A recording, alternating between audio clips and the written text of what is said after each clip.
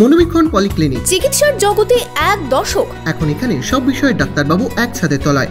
Phone করুন 7477799515 এই নম্বরে।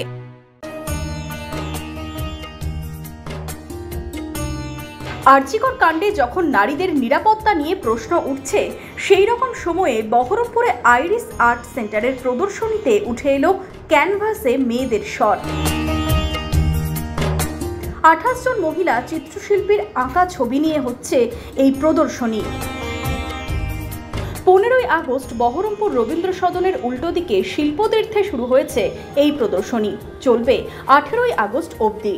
দুপুর 3টে থেকে রাত্রি 9টা অবধি দেখা যাবে ছবি। মহিলা চিত্রশিল্পী একসঙ্গে 28 জন চিত্রশিল্পী নিয়ে হচ্ছে। এখানে মুর্শিদাবাদের বিভিন্ন প্রান্তের শিল্পীরা আছে, ডোমকল থেকে ইসলামপুর, বেলডাঙ্গা এবং বহরমপুর, বিভিন্ন প্রান্তিক থেকে শিল্পীরা এসেছে এবং শিল্পীদের বিভিন্ন রকম শিল্পকর্ম এখানে একত্রিত হয়েছে। এবং সবথেকে বড় কথা হচ্ছে শিল্পীরা তাদের নানান ধরনের মাধ্যমের কাজকর্ম সেগুলো এই গ্যালারিতে দেখাতে পারছে। আর মহিলা শিল্পী নিয়ে অ্যাকচুয়ালি এই মুভমেন্ট ওয়ার্ল্ডেও হয়েছে, 60সে হয়েছে, তারপরে ইন্ডিয়াতে এই মুভমেন্ট হয়েছে। তাদের কাজ করা এবং তাদের শিল্পকর্মকে সমাজের সামনে নেওয়া আসা।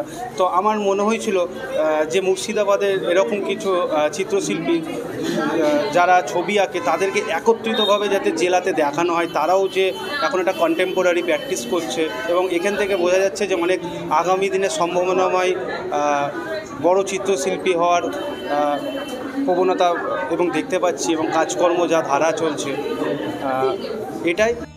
ক্যানভাসে নিজেদের কথা তুলে ধরছেন শিল্পীরাও, জানাচ্ছেন পিছিয়ে নেই মেয়েরা।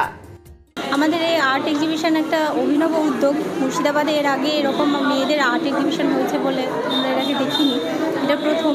তো আমরা খুবই আনন্দিত, আমরা উৎফুল্ল এবং এটার আমরা দেখব মানুষের ভেতরে কীরকম এর এফেক্ট পড়ছে, কীভাবে মানুষ কতটা সাদরে গ্রহণ করছে।